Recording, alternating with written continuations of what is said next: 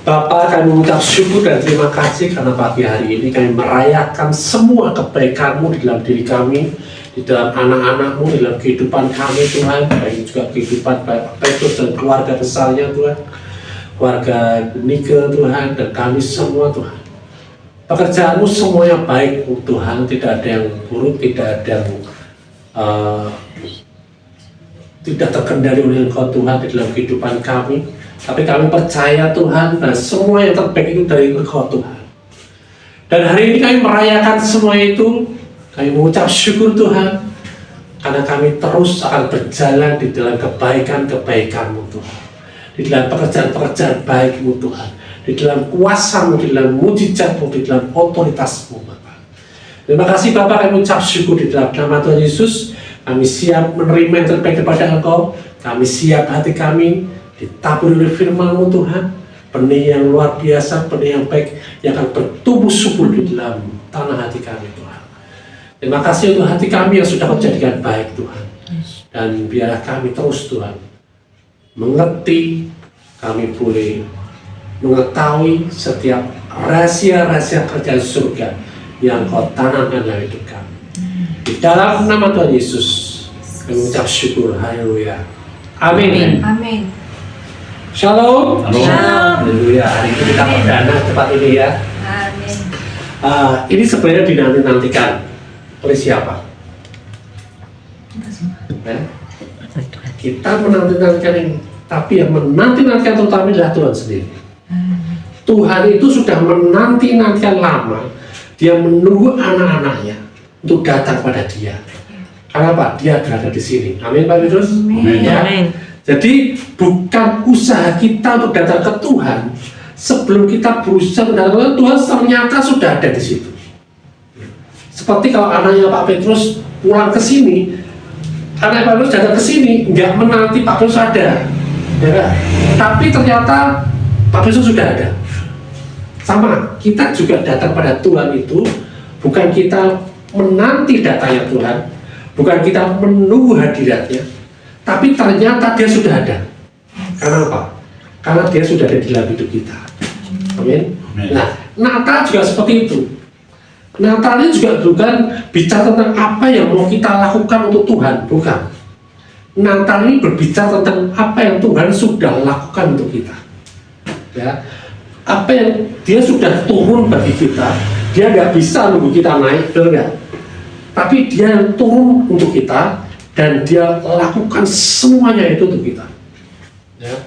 Hari ini mungkin kita ingat, ya Pak Petrus ingat masa-masa dulu, ya Pak Petrus luar biasa. Saya mau diceritain Mbak Nika, satu terbakar, satu ingin itu ada lagi di Ambarawa dan sekitarnya. Orang yang berapi-api seperti Pak Petrus, orang yang berapi-api dengan rekan-rekan waktu itu, ya kan? Untuk apa? Untuk memenangkan jiwa. Bagaimana Tuhan bergerak melalui Pak Petrus, bagaimana Tuhan bergerak melalui Mbak Nika di kota Ambarawa ini dan sekitarnya, dan orang banyak dimenangkan, banyak orang dimerdekakan. Itu bukan kerinduan kita, tapi itu kerinduan Tuhan. Amin. Amin. Saking rindunya Tuhan, Dia rela datang untuk Dia dijadikan korban. Ya. Itu saking luar biasanya kasih Dia. Ya, karena Dia kepengen menyatu dengan kita. Ya, jadi Natal ini bukan bicara kita ini apakah kita ini sudah layak untuk Tuhan, ya, enggak. Bukan perasaan kita apakah ini sudah layak ya, tapi Natal bicara bagaimana Tuhan ini menunggu kita, tidak menunggu untuk kita sempurna, ya. Tapi Dia mau dengan kondisi apapun kita saat ini. Dia mau kita datang dan Dia mau pulihkan kita ini. Ya. Dia mau kita datang dengan apapun kondisi kelemahan kita. Dia mau pulihkan, Dia mau kuatkan, dan Dia menerima kita apa adanya. Itu Tuhan kita. Amin. Amin. Ya. Jadi semua orang, nggak cuma Pak Petrus, kita semua pasti pernah mengalami badai. Ya kan? Jasa kita, zamannya Yesus ada di dunia pun Dia mengalami juga. Teman-temannya, murid-muridnya mengalami itu, ya. Tapi badai dan semuanya itu bukan bukti bahwa Tuhan marah, enggak. Ya. murid Yesus itu ada di tengah badai bukan karena salah jalan, enggak. Oh, itu yang perintahkan Yesus sendiri. Ya, pergi ke arah sana, itu perintah Yesus. Ya. Nah, sering kita berpikir seperti ini, aku sedang susah karena mungkin Tuhan sudah kecewa sama aku. Apa karena aku mundur sehingga aku mengalami ini semua? Enggak. Tuhan tidak seperti itu. Ya. Tuhan kita ini teramat baik. Kasihnya Tuhan itu ya, kasihnya Tuhan itu bahkan dia lebih besar daripada dosa-dosa kita. Makanya dosa di seluruh dunia ini cukup dia bayar dengan kasihnya dia, dengan darahnya. Apalagi cuma dosanya Mbak Nika, dosanya Samuel, dosanya Pak Petrus atau Indri, kecil, tidak ada apa-apanya dengan kasih Tuhan. Cukup itu semua. Ya, bahkan dosa seluruh dunia ini kalau dibayar dengan kasihnya Tuhan, susunya masih banyak itu. Amin, Pak. Amin. Ya, jadi seperti itu. Jadi bukan karena Tuhan ini kecewa sama kita, bukan karena itu kutukan, bukan badai itu bukan untuk memisahkan kita dari Tuhan, ya. Karena di Ibrani 13 kata seperti ini. Sekali-sekali aku tidak akan membiarkan engkau. Sekali-sekali aku jangan membiarkan engkau, itu artinya apa? Tidak pernah dia lepas dari itu. Ya. Kenapa? Karena kita sudah menjadi satu roh dengan dia. Kalau kita satu roh dengan dia, apa yang Pak Petrus alami, dia juga mengalami gitu loh, ikut merasakan. Apa yang Samuel ini di sini ya, dia ada di sini. Jadi kita nggak perlu nunggu kita sampai bersih, sampai berdoa, sampai nyembah, sampai kita rasakan getar-getar atau berdetak. Tidak. Misalkan itu juga nggak dirasakan, itu bukan berarti Tuhan nggak ada. Tuhan sudah ada lebih dahulu. Amin, Pak.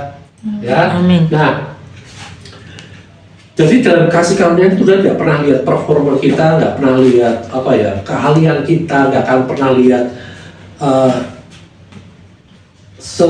semegahnya kita, enggak. Seberapa banyak kita udah berbuat baik, enggak. Ya kan? Tapi dia lebih tertarik dengan hati kita. Dia mau ngurusi hati kita. Dia mau buat hati kita ini segembur mungkin gitu, sesubur mungkin. Jadi tanah yang sebaik-baiknya itu yang diurusi Tuhan. Ya. Jadi waktu terjadi badai, saat itu murid-murid itu ketakutan, ya Yesus cuma berkata seperti ini. Yesus cuma berkata, tenanglah, ini aku, jangan takut. Itu aja, Yesus cuma ngomong seperti itu.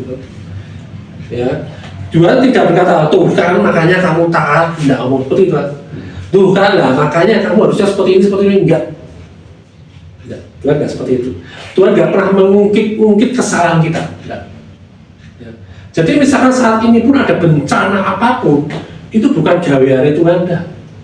Bukan Tuhan mau mengutuk, mana bencana yang sekarang ini lagi Sumatera ya.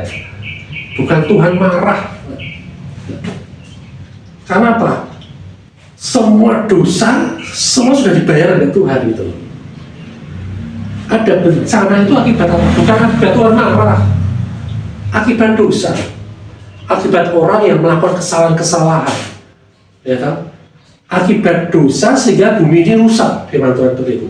Itu bukan kehendak Tuhan. Ya. Oh, Tuhan bayar kita ini di atas kayu salib, menebus kita dari dosa, dari kesalahan, ya. Dan firman Tuhan katakan, aku sudah tidak menghukum lagi.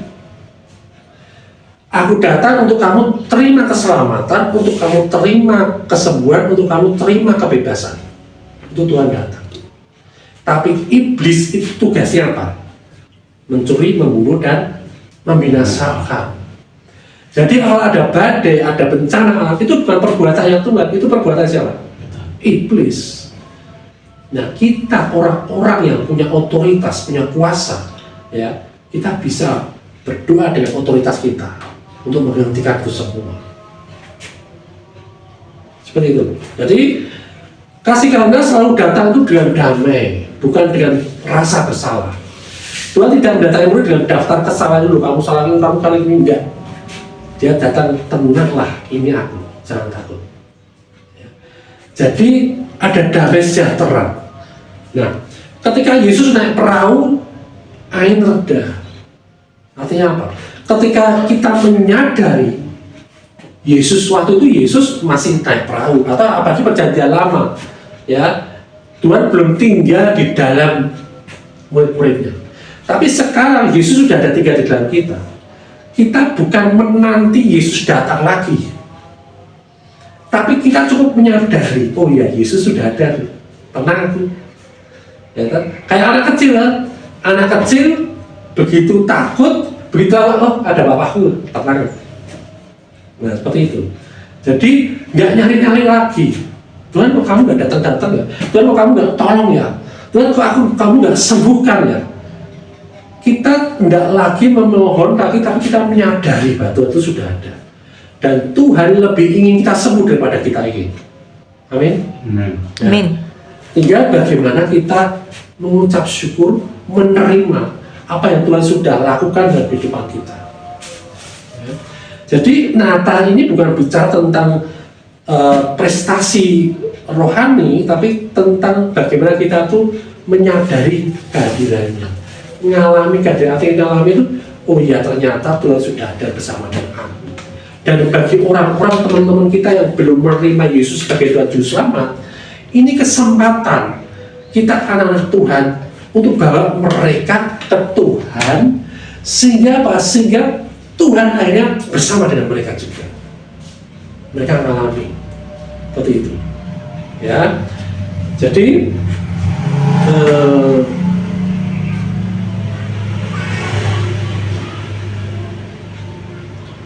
hati yang dingin ini harus makanya gini.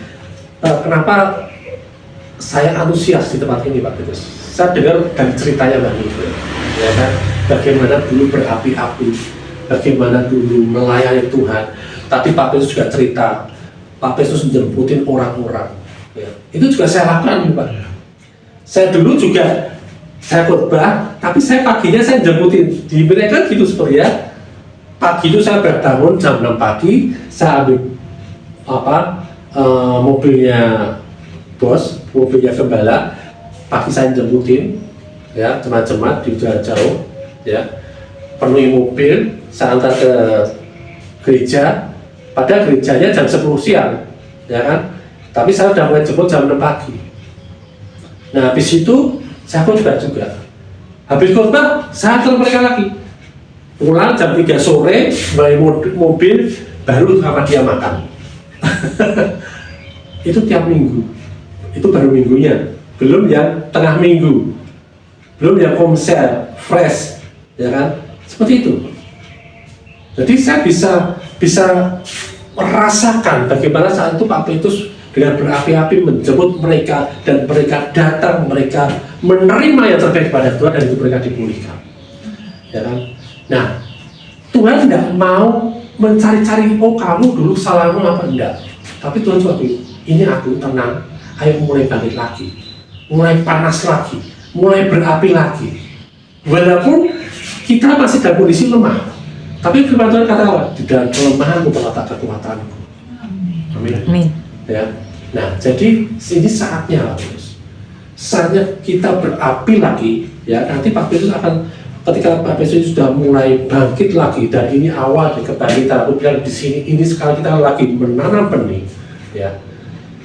Dan pertumbuhan Tuhan yang berikan pertumbuhan. Bagian kita apa? Bersekutu. Seperti tadi katakan firman Tuhan, Paulus menanam, Apolos menyiram. Itu bicara persekutuan. Ketika kita bersekutu, kita bersepakat, Tuhan kasih pertumbuhan. Seperti itu, ya. Jadi mulai ketika murid-murid berjalan ke Emmaus, mereka berpikir, aduh udah habis, guru kita sudah disalibkan, sudah mati, sudah tidak ada harapan lagi, yuk kita kembali lagi bekerja apa adanya, kita melakukan aktivitas apa adanya selama ini sebelum ada Yesus di dunia. Tetapi ketika mereka ada bersama Yesus, berjalan bersama, sampai akhirnya mereka sampai ke rumah mereka, dan Yesus masih bercakap-cakap, dikatakan firman Tuhan apa? Hati mereka meluap-luap. Ya. Jadi jangan tunggu Tuhan datang, Tapi kita mulai menyadari bahwa Tuhan sudah ada bersama hidup kita, dan Dia mau kita berapi-api lagi, Dia mau kita bangkit, dan kebangkitan kita Pak Petrus, ya kita semua ya, kebangkitan kita bukan untuk diri kita sendiri, tapi kebangkitan kita ini akan membangkitkan banyak orang.